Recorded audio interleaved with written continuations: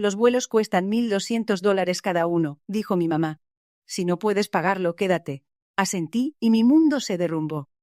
Era 2008, la crisis económica golpeaba fuerte y mi abuela, mi adorada nona Rosina, estaba muriendo en México. Yo, Isabella, me sentía atrapada en un callejón sin salida, con las palabras de mi madre resonando como una bofetada. ¿Quedarme? Abandonar a la mujer que me enseñó a amar la vida, a luchar por lo que quería. La indignación me quemaba por dentro. No era solo el dinero, era la indiferencia, la frialdad de quien debería haber sido mi mayor apoyo. Mi madre siempre había sido una sombra distante, una presencia helada en mi vida. Pero esta vez su crueldad había alcanzado un nuevo nivel. Ver a mi nonna, postrada en cama, su mirada débil pero llena de amor, mientras mi propia madre me negaba el último adiós, encendió una chispa. Una chispa de resentimiento que pronto se convertiría en un incendio forestal. Ella, la exitosa empresaria que se jactaba de sus riquezas, me había cerrado la puerta en la cara. Me prometí que un día ella sentiría el mismo dolor, la misma impotencia. Esa promesa se convirtió en mi combustible, mi única razón para seguir adelante. Los días siguientes fueron un torbellino de desesperación. Busqué trabajo, vendí lo poco de valor que tenía. Cada rechazo, cada puerta cerrada alimentaba mi ira. La gente me decía que lo dejara ir, que perdonara. ¿Perdonar? ¿Cómo perdonar el abandono en el momento más vulnerable? Un día, mientras limpiaba el viejo ático de mi nona, encontré una caja polvorienta. Dentro no había joyas ni dinero, sino algo mucho más valioso, un diario. Las páginas, amarillentas por el tiempo, contaban una historia que me dejó helada. Una historia de traición, de secretos familiares guardados bajo llave que involucraban directamente a mi madre y una herencia millonaria. Mi nona no solo había sido una víctima, había sido despojada de todo por la ambición de su propia hija. La revelación me golpeó como un rayo. No era solo mi dolor, era el dolor de mi nonna, el legado de una mujer fuerte y amorosa, pisoteado por la avaricia. En ese instante, mi resentimiento se transformó en una obsesión fría y calculada. Ya no buscaba solo venganza personal, buscaba justicia. Justicia para mi nonna, para su memoria. Tenía que exponer la verdad, arrancar la máscara de santidad que mi madre había usado toda su vida. ¿Pero cómo?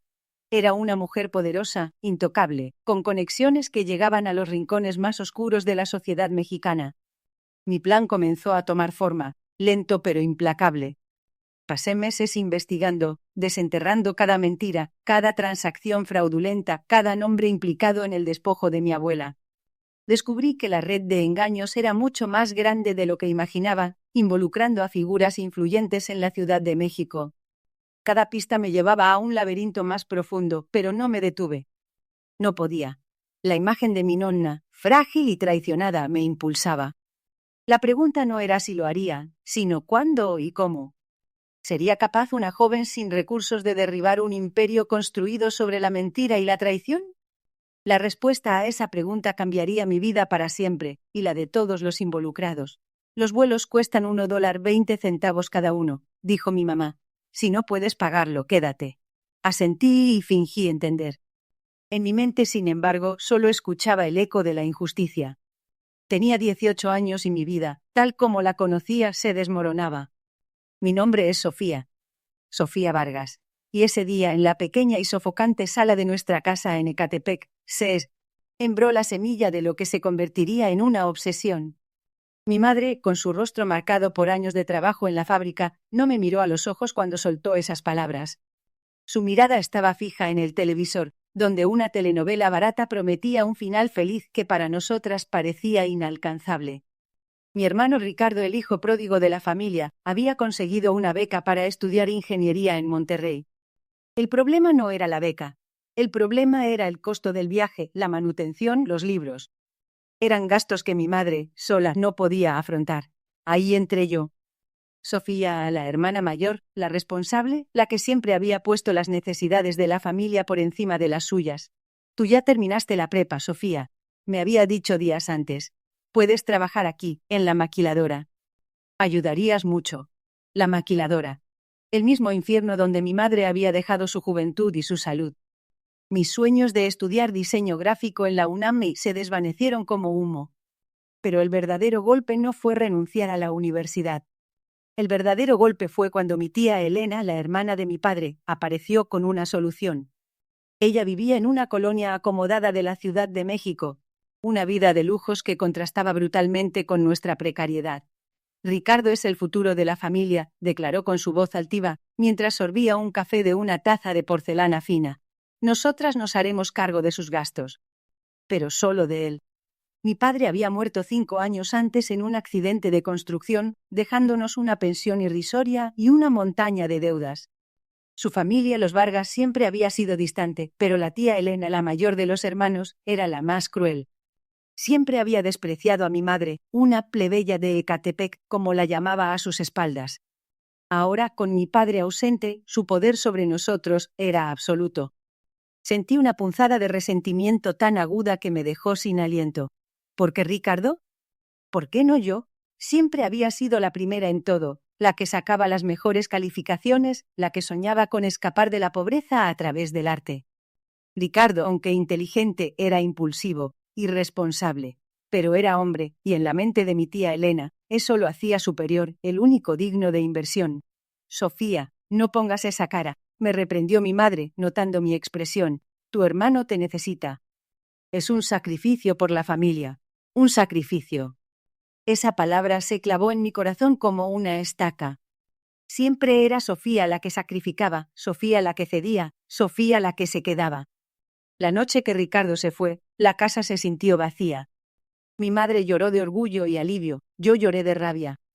Lo vi subir al autobús con su mochila nueva y su sonrisa despreocupada, sin mirar atrás. En ese momento una promesa silenciosa se formó en mi mente. No sabía cómo, no sabía cuándo, pero juré que un día la tía Elena y todos los que me habían negado mi futuro pagarían. Sofía Vargas no olvidaba. Y Sofía Vargas se vengaría. El camino sería largo, pero la chispa de la venganza ya ardía. El autobús se perdió en el horizonte, llevándose consigo no solo a Ricardo, sino también la última pizca de esperanza que me quedaba. El aire en Ecatepec se sentía más pesado que nunca, cargado con el polvo de mis sueños rotos. Sofía Vargas, la chica que soñaba con diseñar mundos, ahora veía su futuro reducido a los muros grises de una maquiladora. Pero esa no sería mi historia. No, en mi mente ya se tejía una trama diferente, una donde yo no era la víctima, sino la arquitecta de mi propio destino, y el de ellos también. Los días siguientes eran un torbellino de emociones reprimidas. Mi madre, aliviada por la partida de Ricardo y la solución de mi tía Elena, parecía flotar en una burbuja de falsa paz. No me atrevía a mirarla a los ojos, por miedo a que descubriera el fuego que crecía dentro de mí.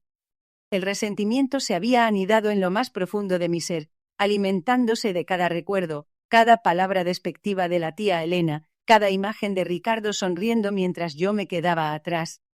Necesitaba un plan. La maquiladora era un callejón sin salida, lo sabía. Mi madre había envejecido 20 años en ese lugar, con las manos ásperas y la mirada cansada. Yo no seguiría su camino. Cada mañana, mientras el sol apenas asomaba por el horizonte y el olor a metal y químicos invadía el aire, me prometía que esa rutina no me consumiría. Buscaba, desesperadamente, una grieta en el muro de mi realidad. Una tarde, mientras revisaba anuncios de empleo en un viejo periódico que alguien había dejado olvidado en el camión, mis ojos se detuvieron en un pequeño recuadro. Se busca asistente administrativa. Conocimientos básicos de computación. Experiencia no indispensable. Sueldo base más comisiones. La dirección era en Polanco, uno de los barrios más exclusivos de la Ciudad de México. El corazón me dio un vuelco. Polanco. El mismo lugar donde vivía mi tía Elena. ¿Coincidencia o destino? No le dije nada a mi madre. Sabía que me desanimaría, que me recordaría lo lejos que estaba, lo peligroso que era. Pero la chispa de la venganza me impulsaba. Al día siguiente me puse la única blusa decente que tenía, unos jeans limpios y mis tenis más presentables. El viaje en transporte público fue una odisea. 2 horas en un camión atestado, luego el metro, y finalmente un taxi que me dejó a unas cuadras de la dirección. Cada minuto del trayecto, la imagen de la tía Elena, con su taza de porcelana y su desprecio velado, se repetía en mi mente. La oficina era pequeña, pero impecable. El aire acondicionado, un lujo que nunca habíamos tenido en casa, me envolvió con un frescor inusual. El señor Morales, un hombre de unos 50 años con una calvicie incipiente y una mirada amable, me entrevistó. Le conté mis pocas experiencias laborales, ayudar en la tienda de abarrotes de la esquina, hacer algunas tareas escolares para vecinos. Omití, por supuesto, mis sueños de diseño gráfico y la razón real por la que buscaba trabajo lejos de casa. «¿Tienes ganas de aprender, Sofía?», me dijo con una sonrisa genuina. «Eso es lo más importante». Me ofreció el puesto. El sueldo era apenas el doble de lo que ganaría en la maquiladora, pero las comisiones eran ilimitadas. Y lo más importante, estaba en Polanco. Estaba cerca. Era un pie en la puerta. Esa noche, cuando le di la noticia a mi madre, su reacción fue una mezcla de sorpresa y preocupación. «¿Polanco Soft? ¿Estás segura? Es muy lejos». Intenté tranquilizarla, le hablé de la oportunidad, del crecimiento. No le mencioné la verdadera motivación. Mi obsesión crecía, y cada paso que daba me acercaba a mi objetivo. Mis primeros días en el nuevo trabajo fueron agotadores. Aprendí a usar programas de computadora que nunca había visto, a redactar correos formales, a manejar agendas. El señor Morales era paciente y me enseñó con dedicación. Observaba a mis compañeros, a la gente que caminaba por las calles de Polanco, sus autos de lujo, su ropa fina. Era un mundo completamente diferente al mío, y cada día me recordaba lo lejos que estaba de donde quería estar, y de lo que ellos me habían negado. Un día, mientras entregaba unos documentos en un edificio cercano, vi a la tía Elena salir de una boutique de diseñador, cargada con bolsas de compras. Iba riendo con una amiga, con una despreocupación que me hirió más hondo de lo que pensé. Me escondí detrás de un árbol, observándola. Su risa, el brillo de sus joyas, la ligereza de sus pasos.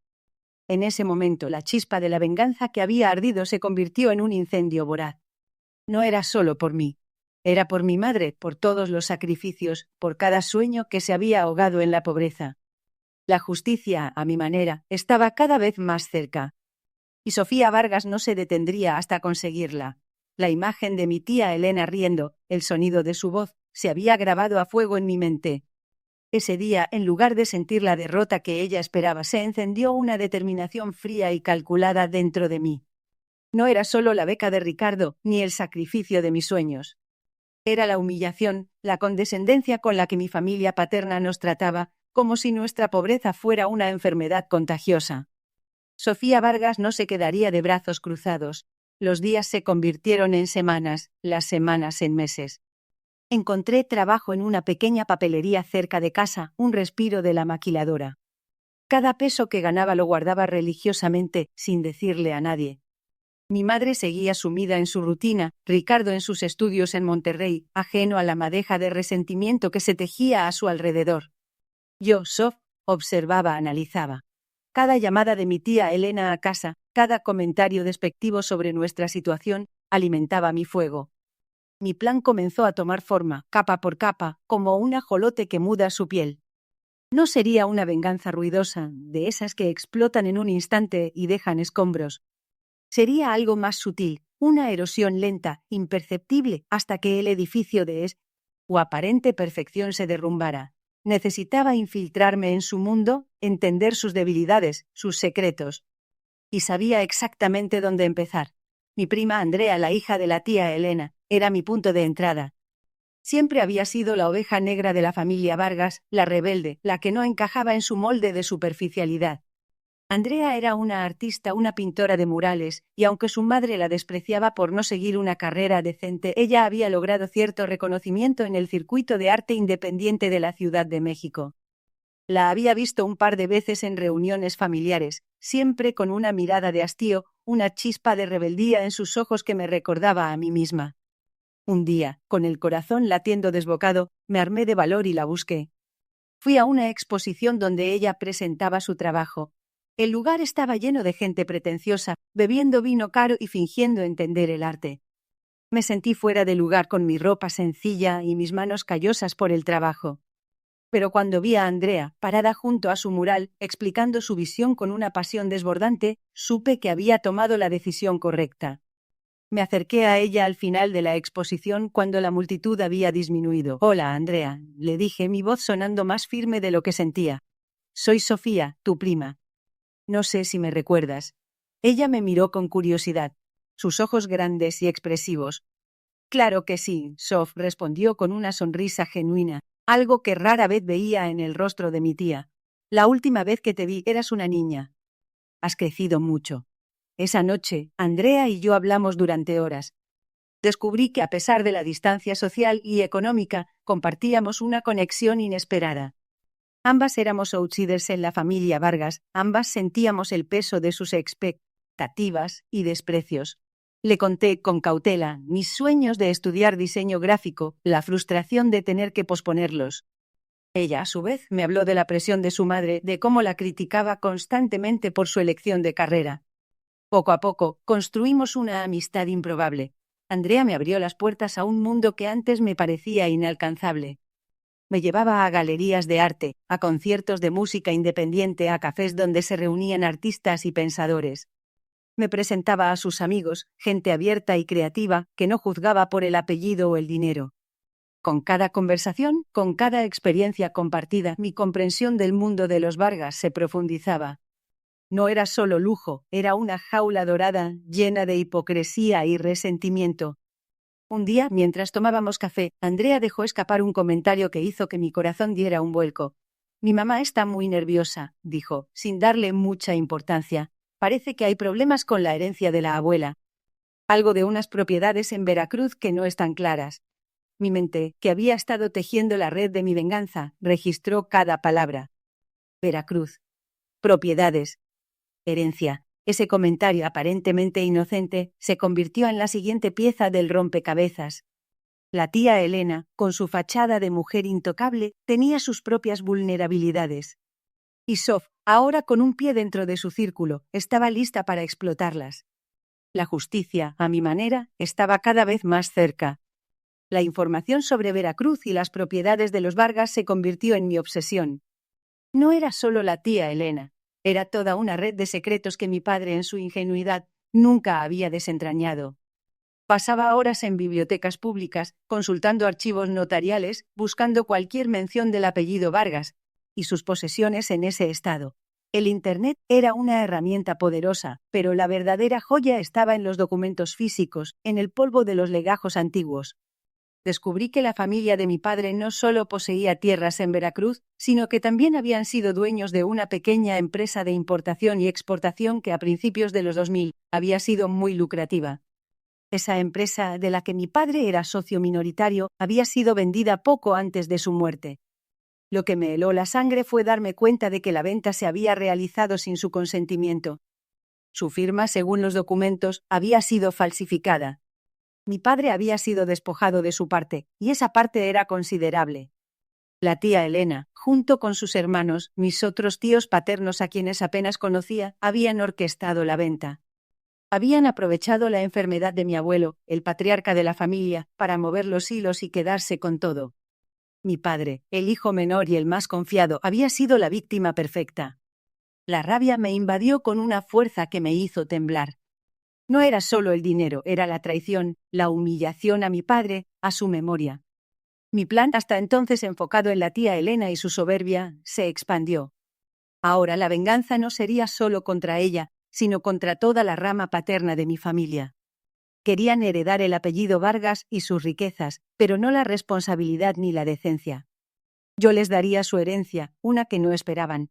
Necesitaba pruebas irrefutables.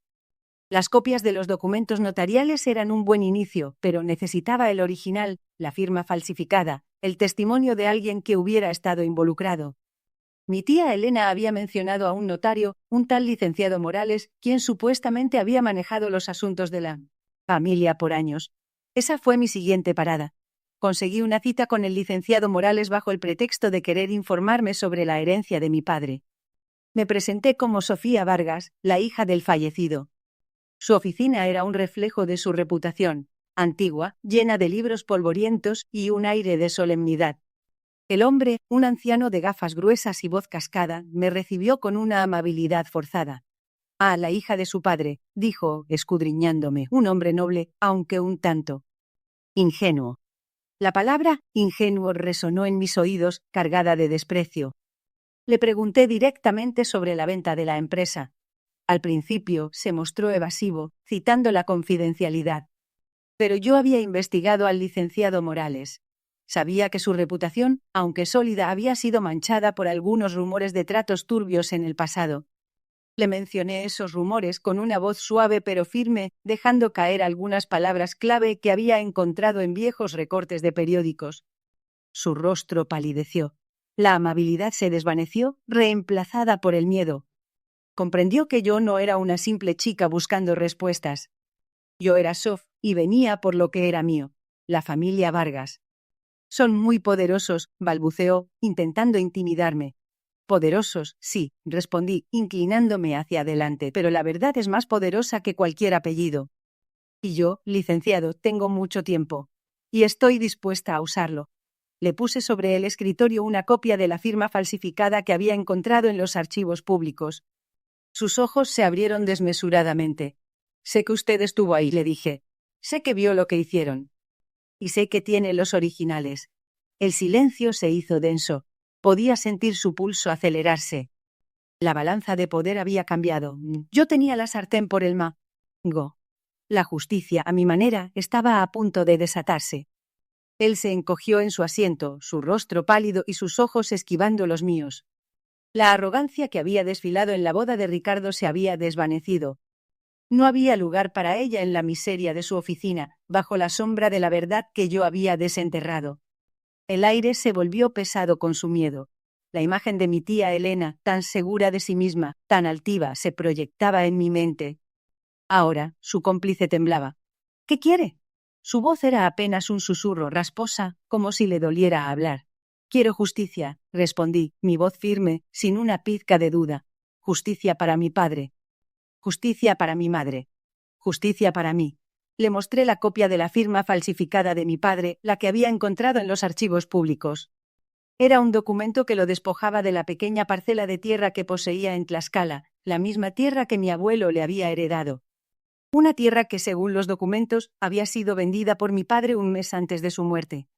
Pero mi padre nunca habría vendido esa tierra. Era su herencia, su orgullo, su conexión con sus raíces. Esto, le dije, señalando el papel con mi dedo, es una mentira. Mi padre no firmó esto. Usted lo sabe. Elena lo sabe. Y ahora yo lo sé. Sus ojos se clavaron en el documento, luego en mí.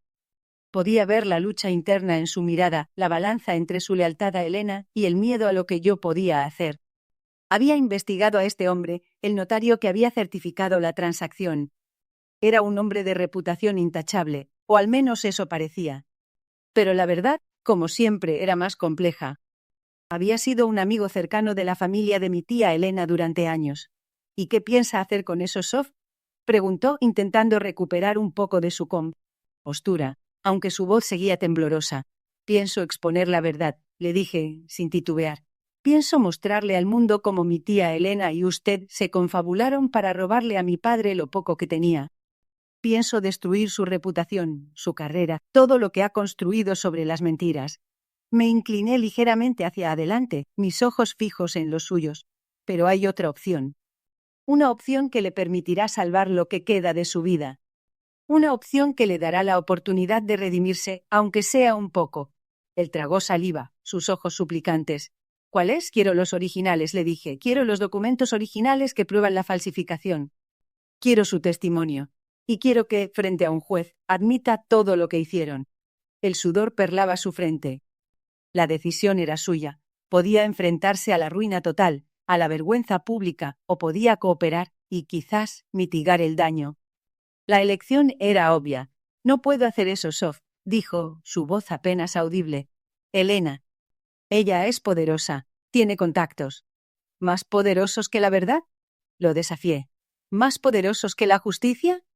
Ella robó. Usted fue su cómplice. Y yo, Sofía Vargas, no voy a descansar hasta que paguen por lo que hicieron. El peso de mis palabras lo aplastó. Sabía que no estaba faroleando. Había visto la determinación en mis ojos. La misma determinación que me había impulsado desde Ecatepec hasta esa oficina, la misma que me había mantenido despierta noches enteras investigando. «Hay algo más, Sof», dijo, su voz un murmullo. «Elena. Ella tiene algo más, algo que te concierne directamente». Mi corazón dio un vuelco. ¿Algo más? ¿Qué otra cosa podía haber? La intriga se apoderó de mí. pero no dejé que mi expresión se quebrara. Mantuve mi rostro impasible y mis ojos fijos en los suyos, esperando la siguiente revelación. La balanza se inclinaba aún más a mi favor. La justicia, a mi manera, estaba a punto de desatarse, y esta vez sería completa.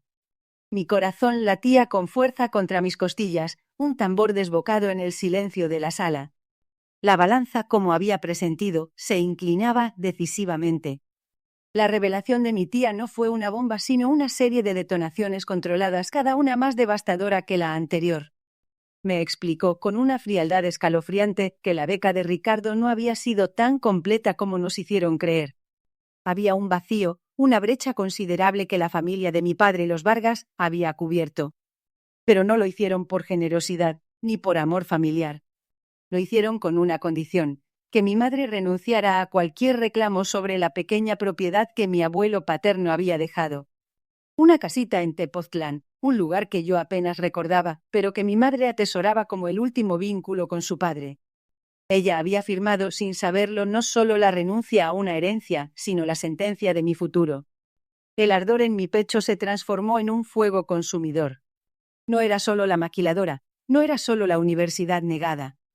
Era la manipulación, la forma en que habían utilizado la vulnerabilidad de mi madre para despojarnos de lo poco que teníamos.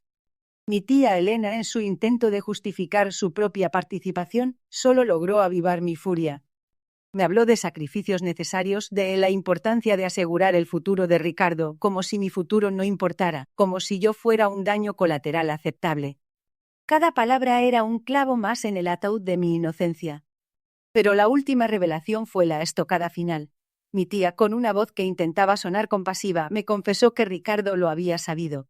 Había sabido de la condición, de la renuncia de mi madre, de mi sacrificio. Y no había dicho nada. Había aceptado su beca, sus vuelos, su nueva vida en Monterrey, a sabiendas de que se construían sobre las ruinas de mis sueños.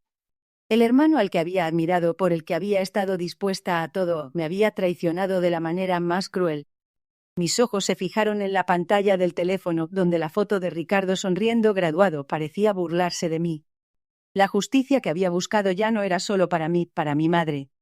Era para Sof, la niña a la que le robaron su futuro, para la hermana que fue engañada. La venganza entonces dejó de ser un concepto abstracto para convertirse en una necesidad visceral. La reunión con mi tía terminó con un apretón de manos que sentí como una descarga eléctrica. Salí de su casa con la cabeza en alto, pero por dentro era un volcán en erupción. La información era poder, y yo ahora tenía el arma definitiva. La confrontación con Ricardo no se hizo esperar.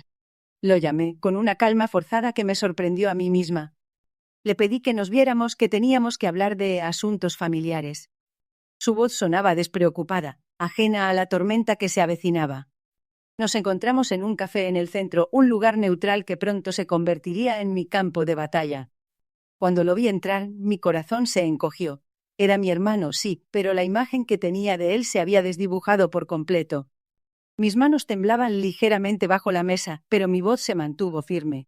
Necesito que hablemos de la beca, Ricardo. Empecé sin rodeos. Su sonrisa se desvaneció y sus ojos se encontraron con los míos, revelando una chispa de nerviosismo. La conversación fue una disección lenta y dolorosa de la verdad. Le presenté cada detalle, cada pieza del rompecabezas que mi tía me había entregado. Su negación inicial, sus balbuceos, su intento de culpar a mi madre por no entender los papeles, todo se derrumbó bajo el peso de la evidencia. Finalmente su mirada se desvió y un silencio pesado se instaló entre nosotros. «Lo siento, Sof», murmuró, su voz apenas un susurro. Era mi oportunidad. No podía dejarla ir. Esas palabras, tan vacías, tan egoístas, fueron el último clavo. La disculpa no era por el engaño, sino por la conveniencia. ¿Y la mía, Ricardo? ¿Mi oportunidad? ¿Mi vida? La pregunta, aunque retórica, lo golpeó con la fuerza de un puñetazo. Le conté sobre la maquiladora, sobre mis sueños rotos, sobre la humillación de ver cómo él ascendía mientras yo me hundía. No hubo gritos, no hubo lágrimas de mi parte. Solo una frialdad cortante que lo desarmó. La venganza no fue un acto explosivo, sino un desmantelamiento meticuloso. No quería su ruina, quería su verdad. Le expliqué que mi madre y yo sabíamos la verdad, que su éxito estaba cimentado en la traición. Le dije que no buscaría su castigo, que la culpa sería su propia prisión. Cada vez que viera su diploma, cada vez que celebrara un ascenso, recordaría el costo de su ambición. Me levanté de la mesa, dejando la cuenta sin pagar. Disfruta tu éxito, Ricardo, le dije, mi voz teñida de una ironía amarga. Pero recuerda siempre de dónde viene. Dejé el café con una sensación extraña. No era euforia ni regocijo. Era una quietud profunda, la calma después de la tormenta. La justicia, a mi manera, se había desatado. No recuperaría mi universidad, ni los años perdidos en la maquiladora. Pero había recuperado algo más valioso, mi voz, mi dignidad. Había expuesto la verdad, y eso, para Sof, era el verdadero cierre. El camino había sido doloroso, pero al final, la verdad, ¡au!, qué agridulce, me había liberado. El olor a humedad y a tierra mojada de la oficina de la fiscalía se me pegaba a la ropa, un recordatorio constante de la última vez que vi a mi madre. Su mirada, vacía y distante, no había registrado mi presencia. Las rejas, el uniforme gris, todo la había transformado en una sombra de la mujer que una vez fue. La justicia, esa palabra tan elusiva, finalmente había llegado, pero no como la imaginaba. No hubo gritos, ni lágrimas, solo un silencio pesado que lo abarcaba todo. Mi tía, sentada a mi lado, me tomó la mano.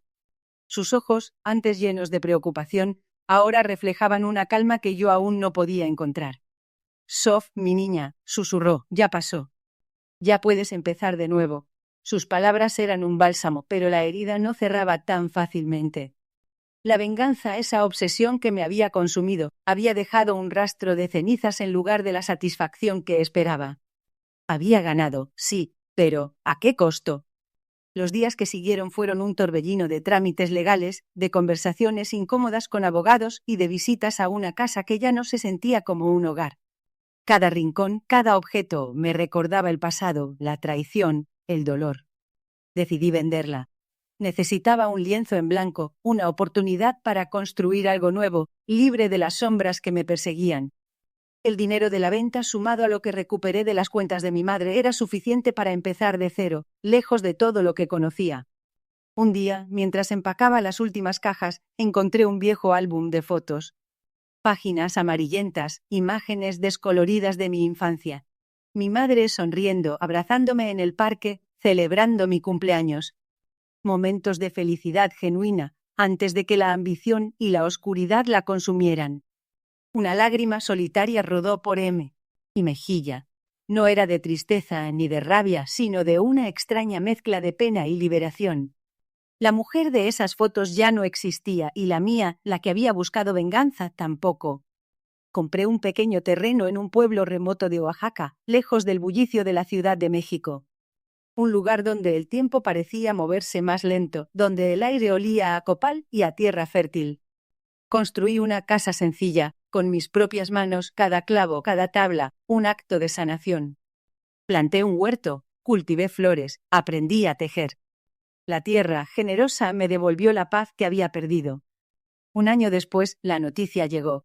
Mi madre había muerto en prisión. No sentí el estallido de júbilo que había anticipado durante tanto tiempo. Solo un suspiro, un eco lejano de lo que pudo haber sido. La venganza me había llevado a un precipicio, pero también me había obligado a encontrar mi propio camino de regreso. Había aprendido que la verdadera libertad no se encuentra en el castigo ajeno, sino en la capacidad de perdonar, no a los demás, sino a uno mismo. Mi historia no había terminado con un final feliz de cuento de hadas, pero había encontrado una forma de vivir, de respirar, de ser en medio de las ruinas. Y eso, para mí, era más que suficiente.